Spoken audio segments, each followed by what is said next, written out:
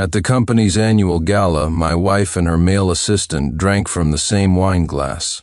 Without a second thought, I immediately put out the word. I was pulling all support from her company. That very day, 2/3 of my wife's partners announced they were permanently terminating all business with her, voiding all existing orders. It wasn't until the divorce papers appeared on Victoria Hayes's desk that she came to me, incandescent with rage. All I did was take a sip of Julian's wine. "Do you really have to be so relentless over something so trivial?" My voice was calm. "Yes, I do." At the annual company gala, Victoria Hayes was a vision in a fiery red dress, breathtakingly beautiful. She took the wine glass Julian Shaw handed her, not minding in the slightest that he had just taken a sip from it, and tilted her head back to drain the contents. Under the varied gazes of the crowd, Victoria's face flushed as she looked at Julian, her eyes full of a captivating allure. This year, the company's sales volume hit a record high, and our market value has doubled. Julian deserves the lion's share of the credit for this. He's the one who led the team, followed up on every project, pulled all-nighters revising proposals, and worked countless sleepless nights to expand our business to reward his dedication. I am announcing his promotion to director of the project department. I will also be transferring 10% of my personal shares to him. 10% of the shares, even at the current market value, was worth $50 million. Not to mention, Victoria's shares came with direct management rights, essentially making Julian a member of the board. The room erupted with a mixture of shock and envy, the applause thunderous enough to tear the roof off. I sat in a shadowy corner, watching this unfold, my heart growing colder and heavier with each passing moment. When we were first discussing marriage, my parents had reservations. Victoria came from a modest background but was fiercely strong-willed. But I stood firmly by her side, even willing to break ties with my family for her for 5 years after our wedding, to make Victoria's entrepreneurial dream a reality. I helped her build her company from scratch. I started as a basic salesperson, fighting for and managing every single deal for her. During the busiest times, I'd shuttle between cities to meet clients, often only having time for a single cup of instant noodles a day. When I couldn't go on, I'd just slump over a table in a fast food restaurant to catch a few moments of sleep. On several occasions, I drank so much with clients that I ended up in the emergency room with a bleeding stomach. Bit by bit, I built Victoria's foreign trade company into what it is today. But now she was attributing all of that success, all of my hard work, to this male assistant Julian, who had only joined the company 2 years ago. She even gave him the position of project director, a role that should have been mine.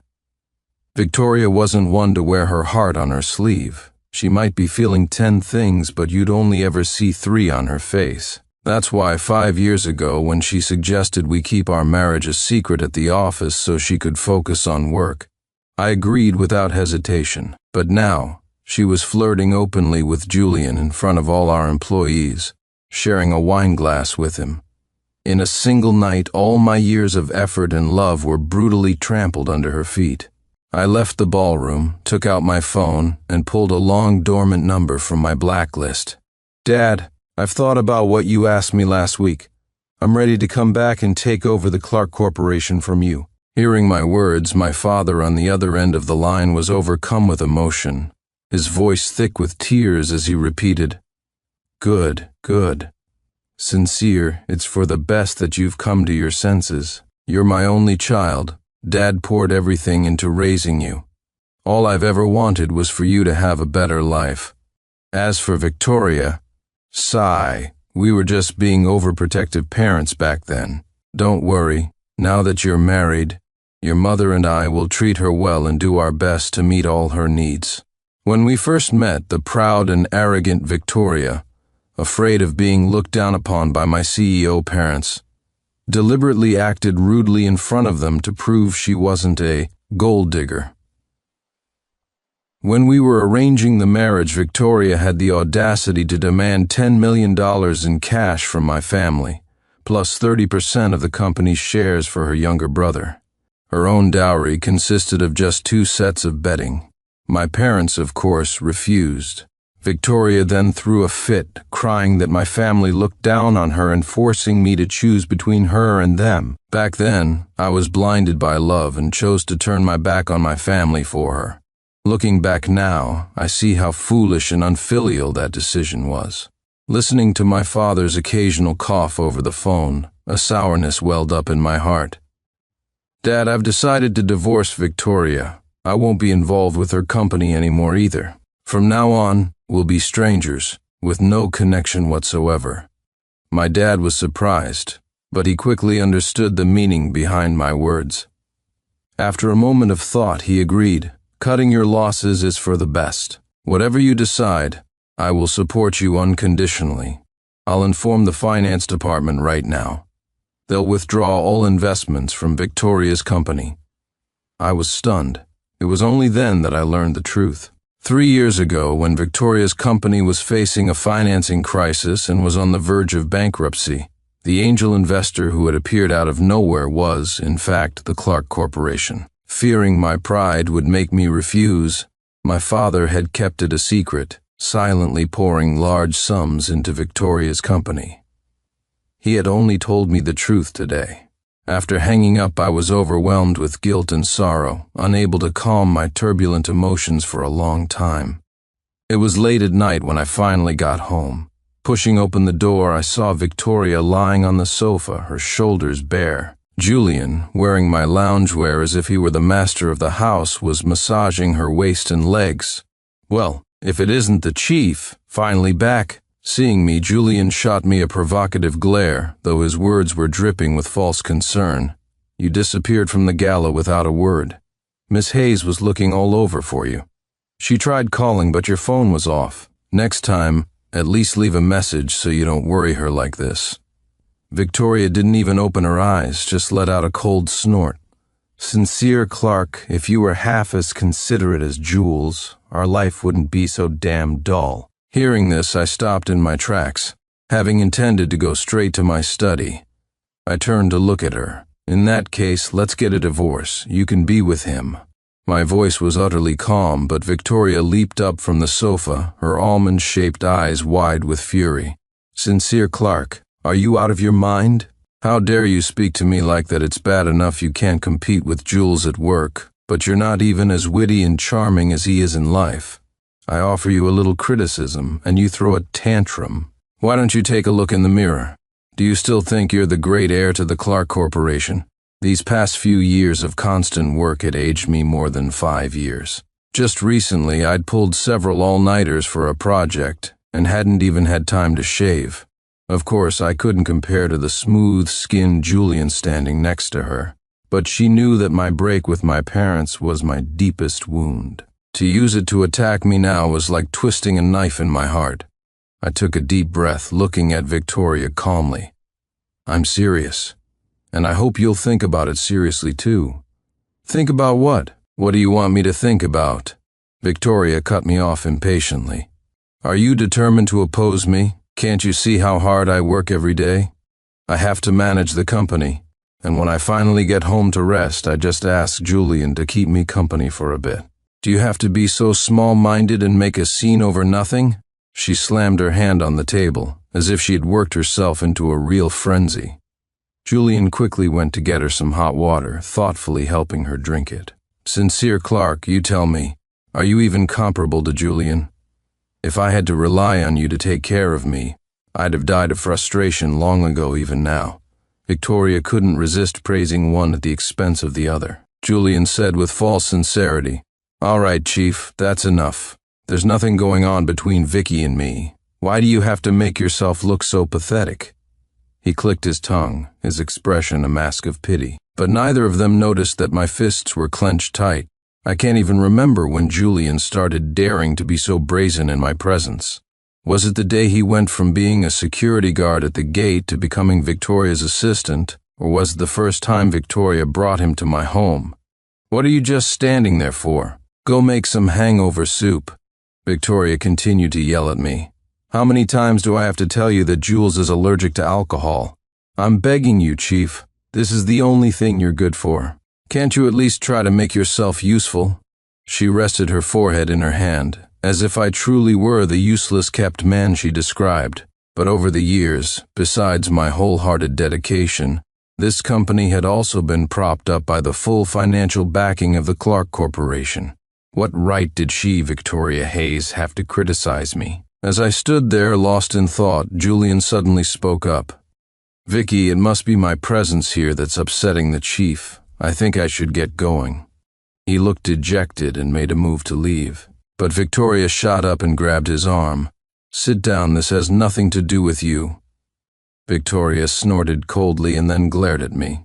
"Today, I'm going to teach Sincere Clark a lesson about his arrogant, insufferable attitude from an angle Victoria couldn't see." Julian shot me a defiant smirk, and then he gave me the middle finger. "Chief, I know I have my flaws, but you'll just have to put up with it for now. Who told you to be disobedient and make Vicky angry?"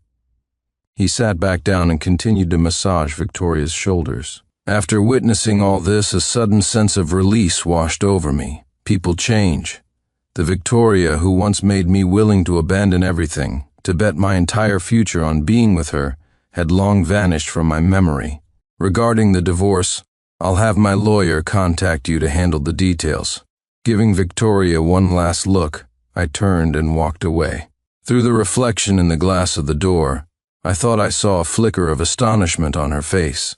"Sincere Clark, if you dare walk out that door, don't ever come back." Slam, I answered her threat with the resounding sound of the closing door. I thought I would toss and turn all night, but as it turned out, it was the most peaceful night's sleep I'd had in years. No worrying about the company, no caring about Victoria, and certainly no need to be on guard against Julian. I finally knew what it felt like to live for myself. The next morning, I was awakened by a barrage of phone calls. "Sincere, get to the office. Quick, Director Shaw says he's inspecting our work today and is specifically auditing your team's projects." The call was from a project manager in another group. I frowned. This Julian Shaw really thought he was something, a mere security guard, thinking a title made him a real director. I hung up, got up unhurriedly, washed, and took my time, not driving to the office until after 10. My phone was blowing up the entire way, mostly with calls from members of my own project team. From the moment I stepped into the company, I noticed the strange looks people were giving me. Look at him, still acting all high and mighty. He won't be so smug when Director Shaw settles the score with him, forget it. He's on his way out anyway. He probably doesn't even know he's a general with no army left. Serves him right for stealing credit. Good thing Director Shaw is smart and planted a mole on his team ahead of time. The surrounding whispers left me completely bewildered. I quickened my pace to my office, only to find that the world had turned upside down. Julian had a cigarette dangling from his lips, with several bottles of expensive liquor on the table beside him. My second in command, a deputy manager of the project team, was leading a group of subordinates, lining up to toast Julian and pledge their loyalty. "Director Shaw, it's all thanks to your brilliant and decisive leadership that we were able to stand out in the company's external partnerships on behalf of the entire project. Team, I salute you. I'll drink to that. You just have a sip." The deputy manager downed a glass of liquor, and the people behind him quickly followed suit.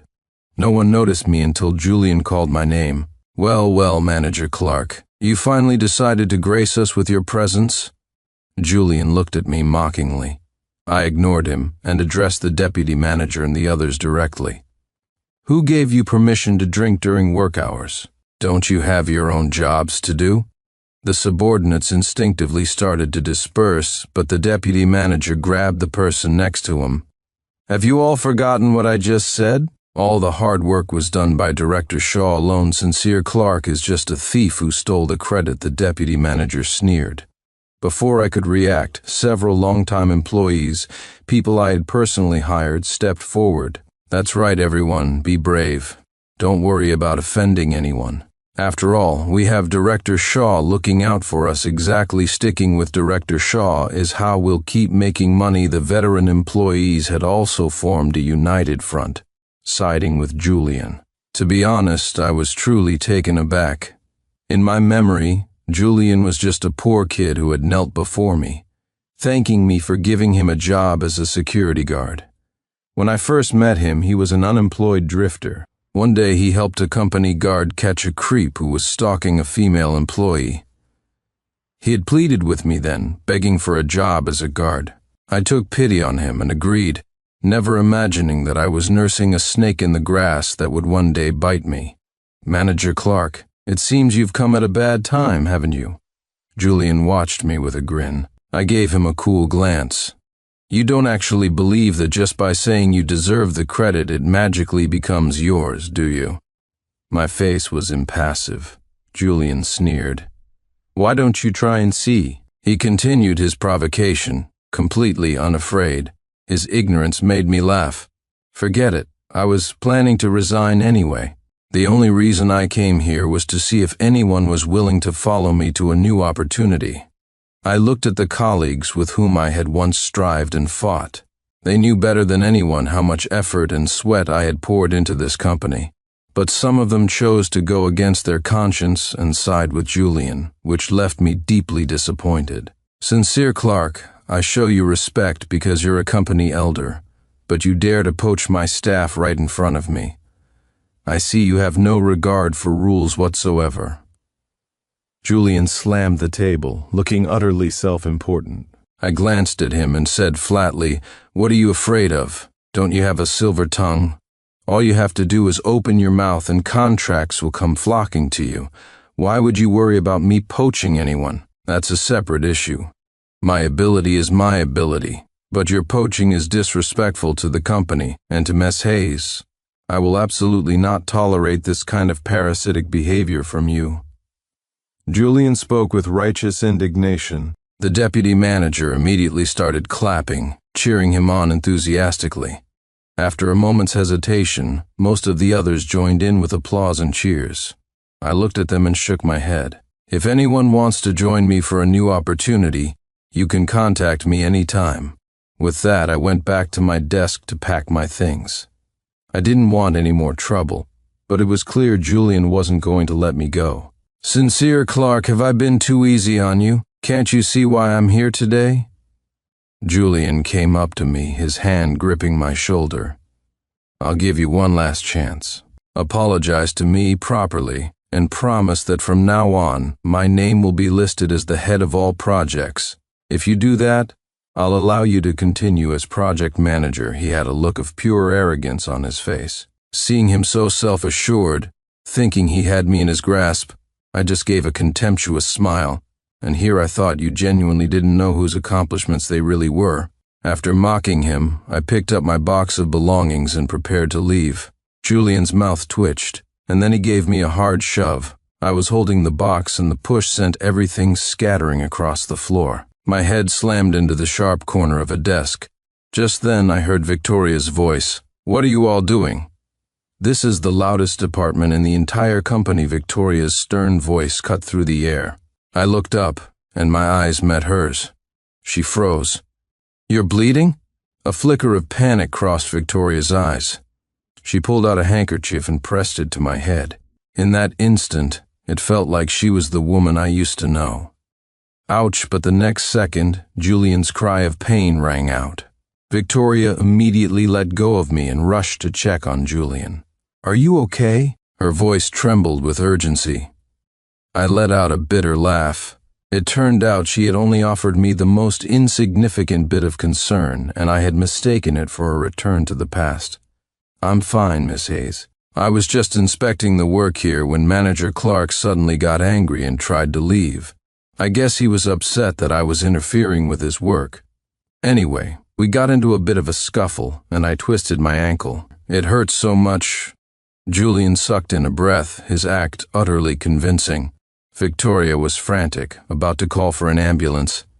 "It's okay, Miss Hayes, I can still work. You should go check on Manager Clark. His head is bleeding." Julian quickly pushed her phone down. He even feigned concern for me. Victoria bit her lip, glanced at me, and then turned her head away.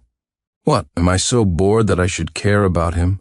Who knows if he didn't just bang his head himself to get my attention?" Victoria's cold words sent a chill down my spine. The bitterness in my heart had nowhere to go. I could only swallow the injustice for now. "Victoria, please approve my resignation. I got up from the floor and handed her the documents I had prepared earlier. She was stunned for a moment. "What do you mean by this? Are you threatening me?" Victoria was getting agitated. The others in the room gave us strange looks. It was no wonder. They didn't know about my relationship with Victoria, let alone what had happened between us. "I'm serious." I calmly held out the documents. But Victoria slapped them out of my hand, sending them scattering to the floor. "Are you ever going to stop, Sincere Clark? You think this will make me care about you? Was I wrong when I said you're so much worse than Julian? Look at Julian, you treated him so badly last night, and he didn't even get angry. And you? What are you being so small-minded about?" She was breathing heavily. I took a deep breath. "Stop pretending, Victoria. You really don't know why I'm doing this?" My eyes met hers. For a split second she looked guilty, but only for a second. I don't even know what you're trying to pull with this whole spectacle today." Victoria lifted her chin, refusing to admit anything. I sighed. If that was how she wanted to play it, then she couldn't blame me for being direct.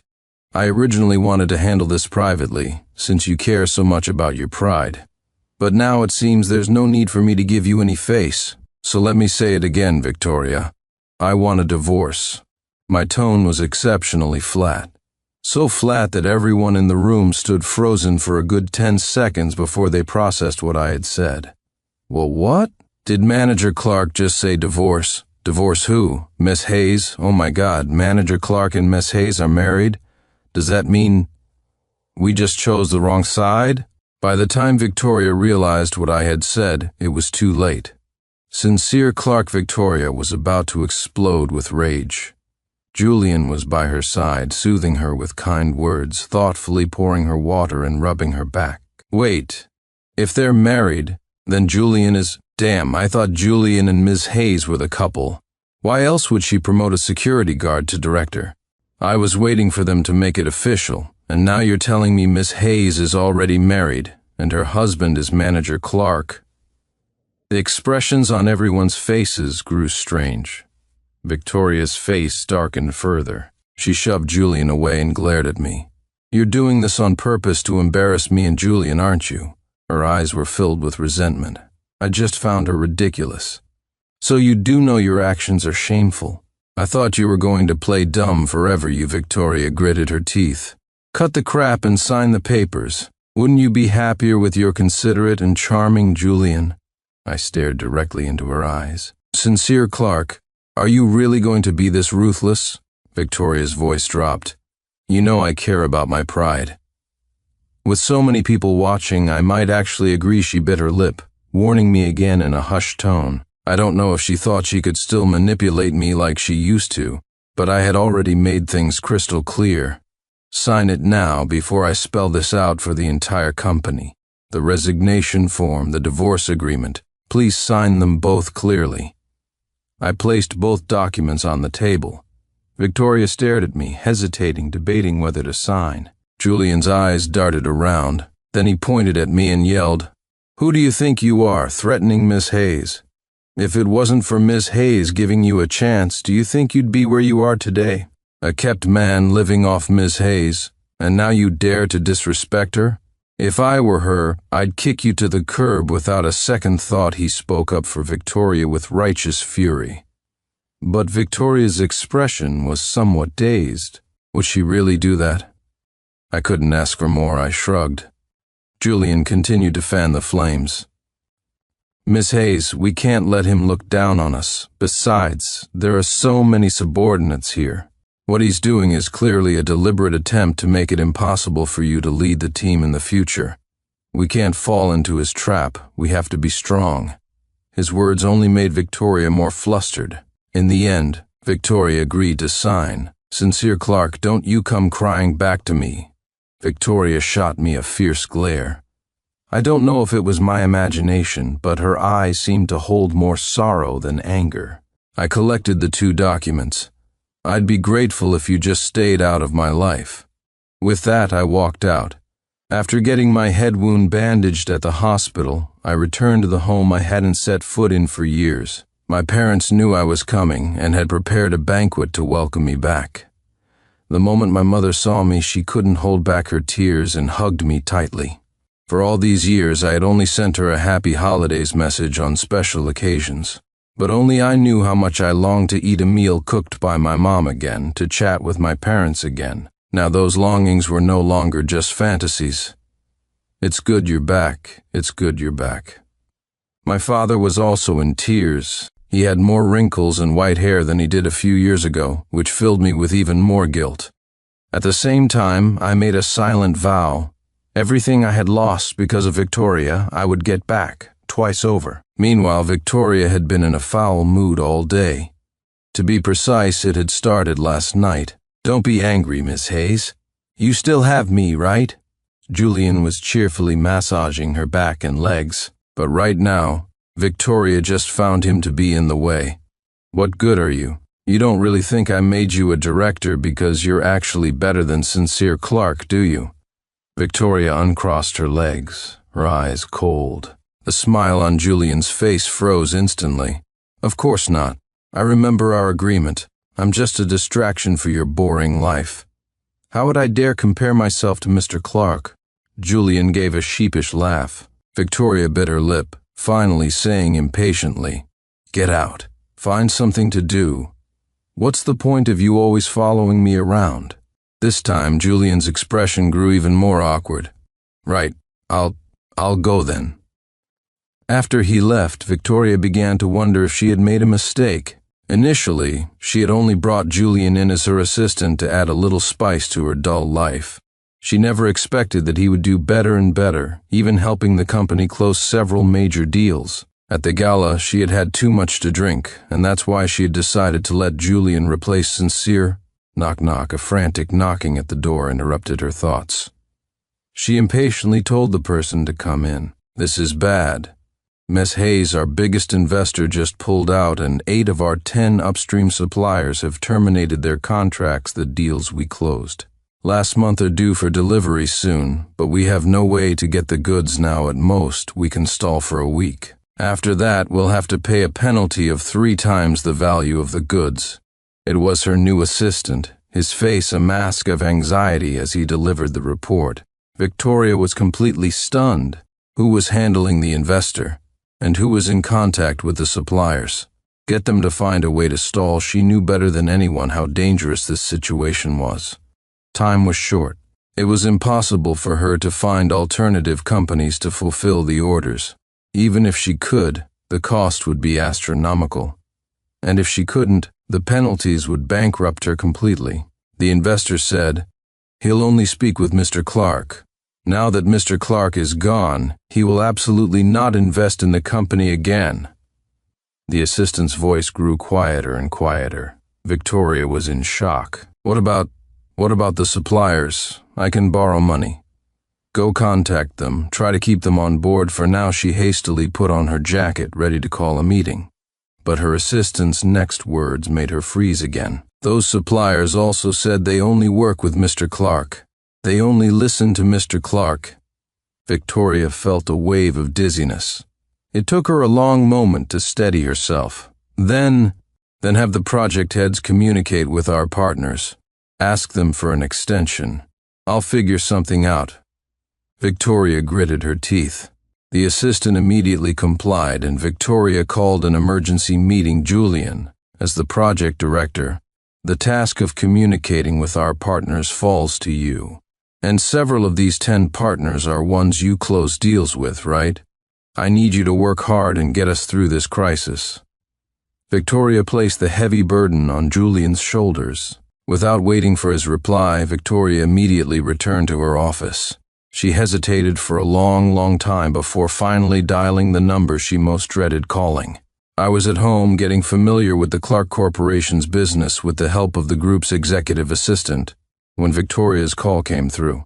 "Excuse me, Miss Hanson, I need to take this." The moment I saw it was Victoria's number, I knew what she was going to say. For the sake of our past marriage, I decided to tell her the truth. "Sincere Clark, can you do me a favor? Don't refuse right away. I know we're divorced, but you still have shares in the company. If the company goes under, it won't do you any good either." She still had that same old facade of forced strength. I just found her tedious. If you have something to say, say it. If not, don't bother me. Only then did Victoria tell me about the crisis her company was facing. I need you to talk to your family, ask them to lend me some money, or have your parents put in a good word for me just to get me through this tough spot. Victoria's tone was filled with command. I frowned. I'm not the heir to the Clark Corporation anymore, I said slowly. Those were the words Victoria had said to me just a couple of days ago. She had even used them to mock me. By what right did she have the nerve to ask me to go to my family for help now?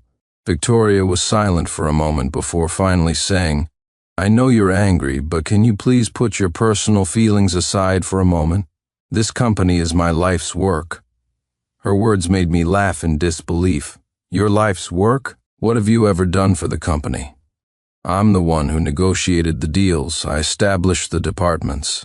I hired the senior staff one by one, and I planned its future development. 3 years ago, you said my success was putting too much pressure on you, so I stepped back and let you take the reins. And what happened? In less than 3 months, you nearly drove the company into bankruptcy. You tell me, what have you contributed? I don't usually say things like this, but today Victoria had really pushed me too far. After the company was brought back from the brink, I worked my ass off to find new partners, set up new project teams, and open up bigger markets, all to get the company back on track. And what did you do? You gave all my credit to a useless piece of trash who used to be a security guard. Now that the company is failing again, you suddenly remember me? Where were you before? Every word was an indictment of Victoria. This time she was silent for much longer. So, if you can't get your parents to help, then you help. The investors specifically asked to speak with you. It was as if Victoria hadn't heard a word I'd said. I felt like I was punching a cotton ball. It was impossible to get through to her. It's not just the investors who want to talk to me. The suppliers want to talk to me too, right? How did you know? This time, Victoria's reply was quick. Obviously, the investor is the Clark Corporation, and those 8 upstream suppliers were all friends. My father secretly asked to help out. So why do you think they want to talk to me? Saying those words, I felt a wave of catharsis. Victoria's expression must be priceless right now. But what I never expected was that Victoria would actually start blaming me. Sincere Clark, I never thought you could be so despicable, she said through gritted teeth. I was stunned for a moment. You reconciled with your family and didn't tell me? You deliberately let them control my company so you could control me, is that it? Now that you've divorced me, you've pulled all the partnerships. You're not a man at all, Victoria raged again. This time it was my turn to be silent. After a long pause, I told her only one thing. You're on your own. I hung up and blocked her number. No matter how she tried to contact me, I wouldn't waste another word on her. 2 days later, the former deputy manager of my project team called me. Manager Clark, I'm so sorry. I was being blackmailed by Julian. Before he said if I didn't do what he said, he'd fire me, and I was too scared to cross him. The deputy manager explained, sobbing. You have no idea. Miss Hayes and him have been at each other's throats these past 2 days. Julian forced us to admit that all the team's partnerships were his doing. Ms. Hayes actually believed him and sent that idiot to talk to the partners about extending the delivery deadlines. And that prize idiot Julian, he really thought he was a director. He went over there and started ordering them around, telling them to wait a few more months. The reasonable ones didn't waste their breath on him, but when the short-tempered ones argued with him, he actually started a fight. The deputy manager's words made me laugh out loud. Although I wasn't surprised by Julian's actions, it was still amusing to hear. Now several partners have teamed up to sue the company, and the final delivery deadline is in 3 days. If we can't deliver by then, we'll have to pay 3 times the damages. Please, sir, be the bigger person. Please help us. If the company goes bankrupt, we won't get our salaries, and so many of us will be unemployed. The deputy manager begged me, his voice choked with tears.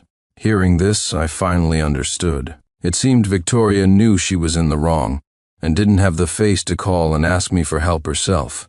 Tell Victoria she will never deserve my forgiveness. She trampled on my deep affection like it was a weed. She can forget about playing the sympathy card with me now. Tell her to go find Julian. I hardened my heart once more. I would never forgive Victoria.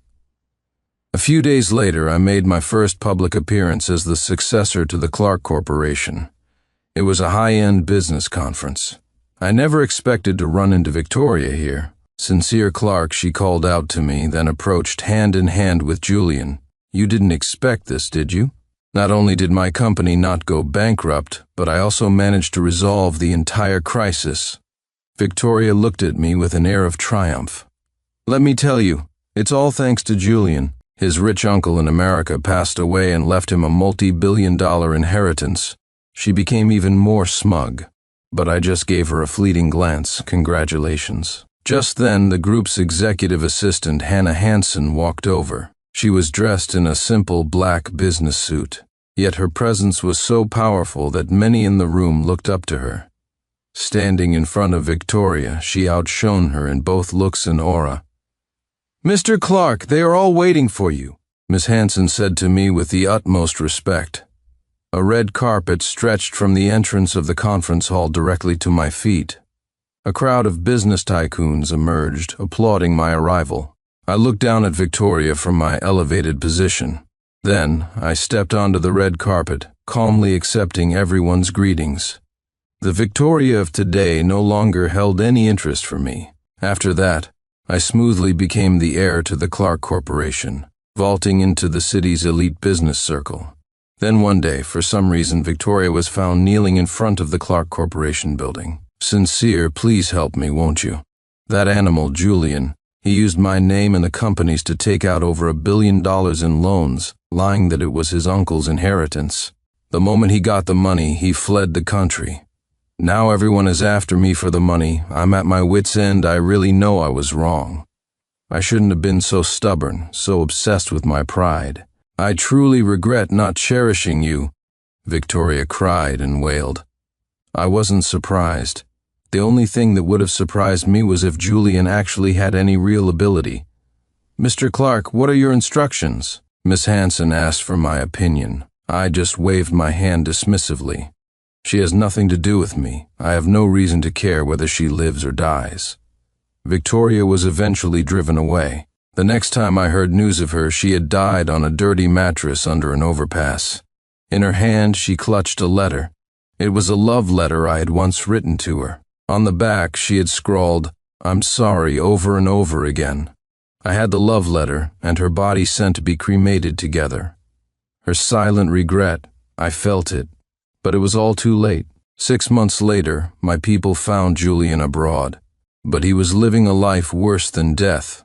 After fleeing the country, he had been scammed out of all the money by his old cronies and eventually trafficked into a brothel. In half a year, he had contracted more than a dozen diseases, yet he was still forced to service clients every day. Learning of his miserable fate, I could only think that what goes around comes around. He was the one who drove Victoria to her death, but in the end, he would atone for his sins against her. I hope that in their next lives, they can learn to be decent human beings. The End L58 Knock R7W